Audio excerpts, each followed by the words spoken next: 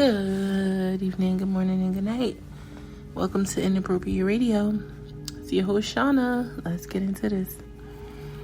Okay, guys, so as we've been discussing, we've been talking about HIV, and we have been going through, this particular series with a lot of information about HIV and as it pertains to spirituality.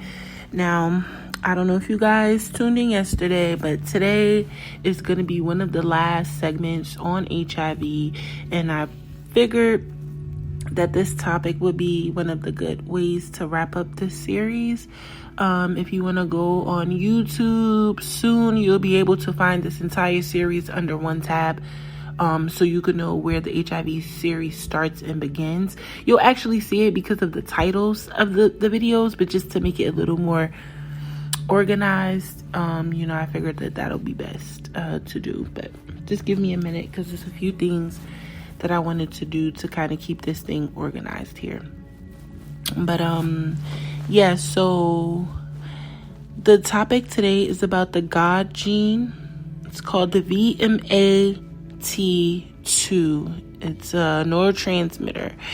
So this particular gene is actually a theory, right? This is a theory, and it's pretty much coming from a geneticist, right? This guy, he's an expert on genes. His name is Dean Hamer, and he had hypothesized that there was this gene, and he termed it the God gene. Now, this particular gene is higher in people who are more optimistic, and they are said to be more inclined to engage in mystic or spiritual activities. So this particular gene, it regulates levels of hormone of brain chemicals, and it transport monoamines to the brain vesicles, and these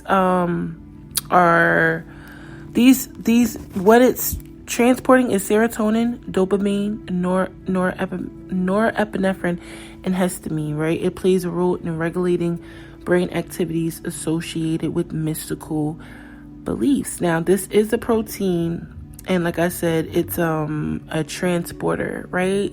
So this gene is believed to be associated with human spirituality that is influenced by a hereditary, but research and more science has shown, and observation obviously has shown, that human experiences have a lot to do with environmental and circumstantial things, and they are less biological.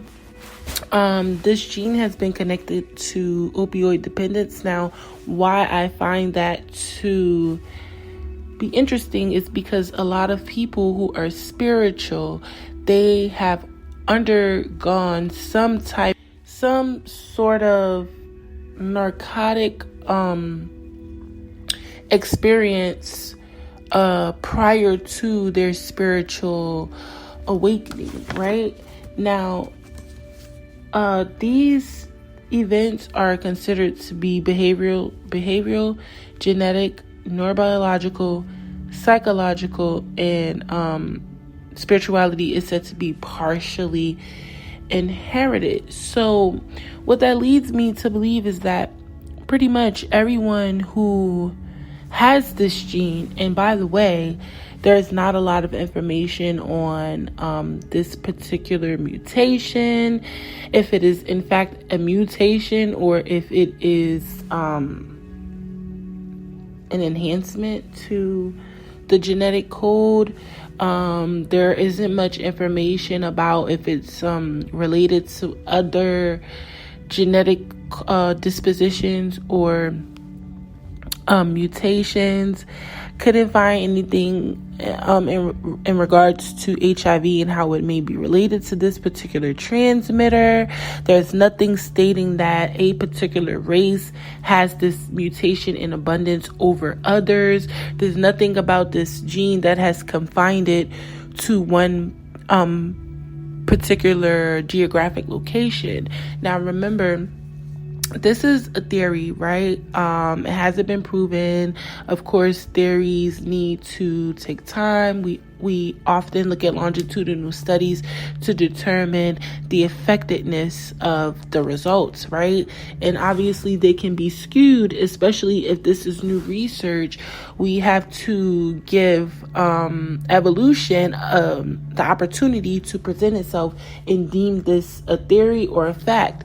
What I also thought to be interesting is that a lot of researchers who did look into this and believed it to be true also believe that these particular people are inheriting this gene because of natural selection, stating that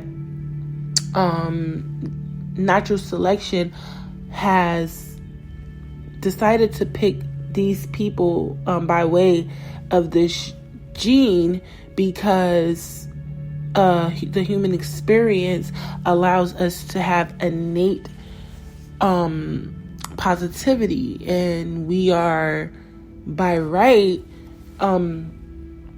looking to engage and survive and expand based on our beliefs, right? Our optimistic and mystical beliefs. And this is what allows us to be chosen during the natural selection process and actually transfer this gene, right? To actually throw it down to the next generation and have it as another variable in our genetic code that allows us to connect.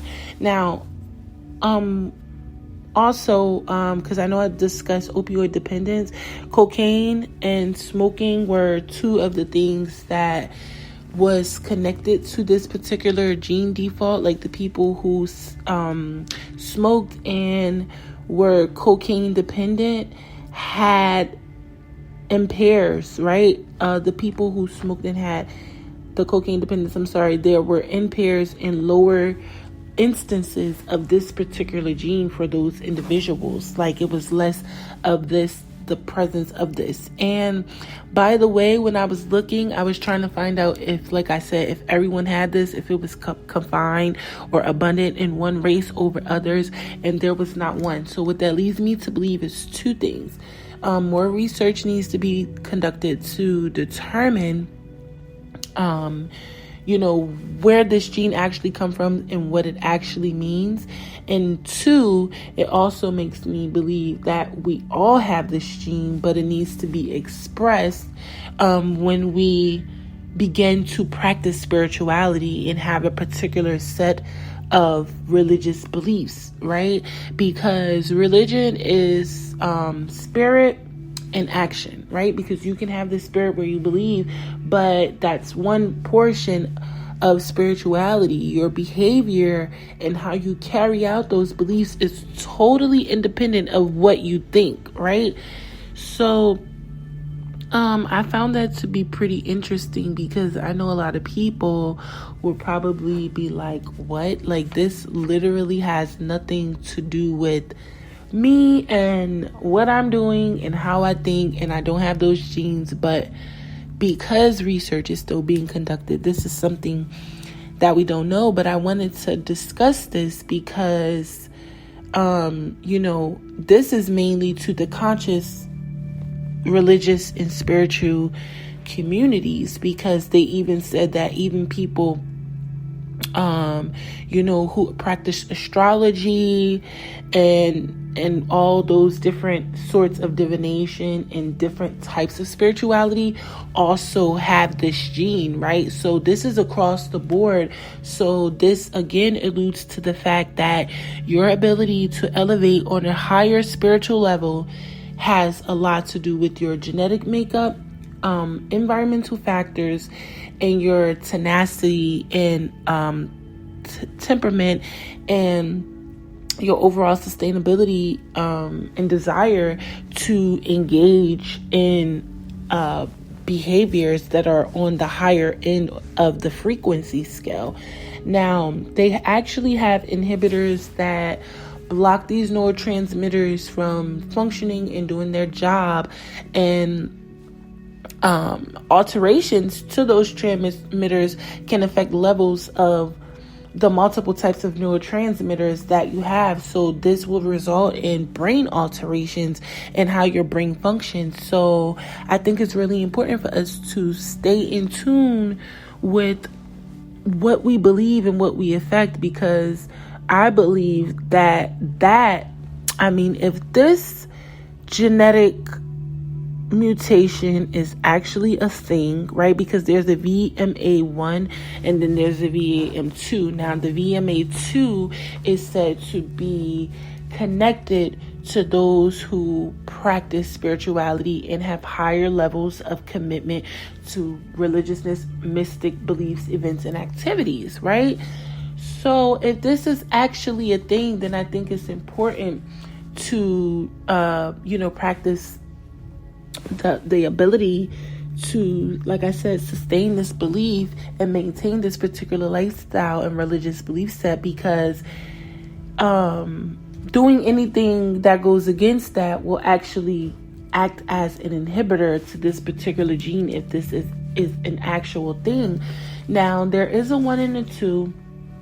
The VMA1 is more so related to the neuroendocrine cells, and this 2 is directly connected to the neuron, and the main difference is the expression of the pattern and how they connect to other sequences in the genetic line. Now, remember, your genes act as latches, right? Or like a key and a code, and you need one piece to fit, like a puzzle piece, if you will.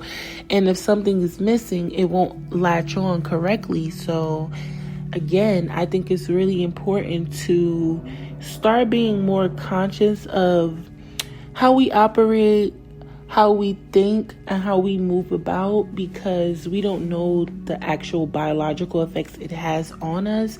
I think the more we learn about ourselves, the easier it'll be to combat things and, just move around in certain ways. But as for now, I believe it's really important for us to really tap in to the spirit.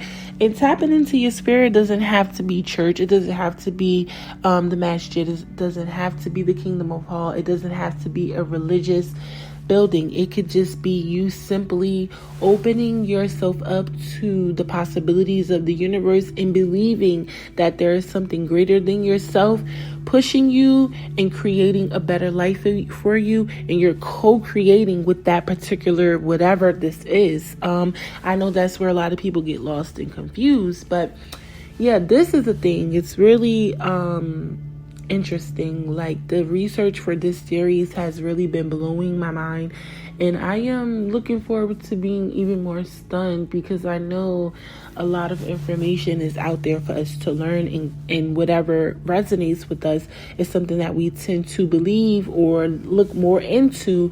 And if it actually confirms our thinking, then we go further into it, right? But this God gene, I think you guys to kind of look into it, play around with the research, look it up. It's out there for you to see. I'm not making this stuff up for conversation's sake, I promise. But yeah, this is one of the last segments for the HIV series, and I really just wanted to bring this up because these things are happening in the world, right? People are coming up with things every day that makes no sense but still makes sense, right? If that makes sense. But yeah, I'm gonna go ahead and wrap this up. I hope you guys had a good weekend. I hope all is well. I hope you got some good rest and you will rest good tonight. I hope your dinner was good. Mine was. I watched the fight yesterday. I enjoyed my weekend. I even cooked. I even made a seafood boil. So yeah. But yeah, that's pretty much it.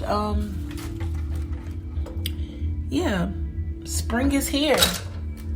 Spring is here. So it's time to start getting more active and get out there. I hope you guys are drinking your water, eating your fruit, minding your business, and sipping on your tea because it's free. Alright, I love y'all. Have a good night. Peace.